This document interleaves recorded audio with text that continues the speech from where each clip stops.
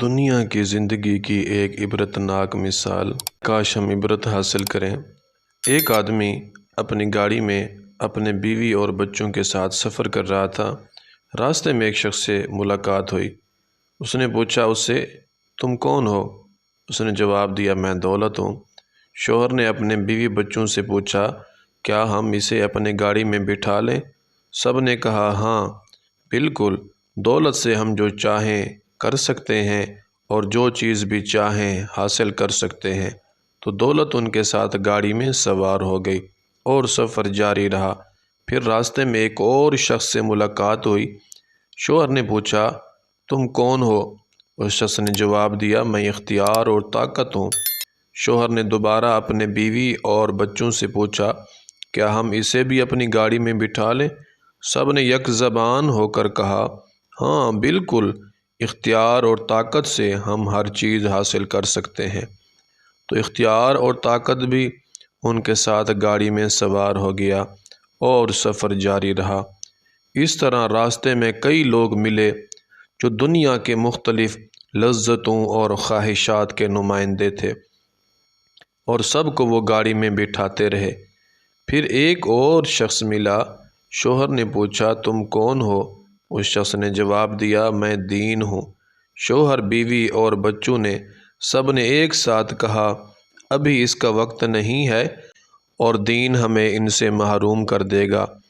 ہمیں اس کی پابندیوں اور حلال اور حرام کی قید میں نہیں پڑنا، بعد میں ہم دین کی طرف پلٹ آئیں گے، ابھی دنیا کے مزے لوٹنے دو۔ تو انہوں نے دین کو چھوڑ دیا اور گاڑی آگے بڑھا دی۔ اچانک راستے میں انہیں ایک چیک پوسٹ نظر آئی، جہاں ایک آدمی نے گاڑی کو روکنے کا اشارہ کیا اور شوہر کو گاڑی سے اترنے کو کہا۔ اس شخص نے شوہر سے کہا، تمہارا سفر ختم ہو گیا، اب تمہیں میرے ساتھ چلنا ہوگا۔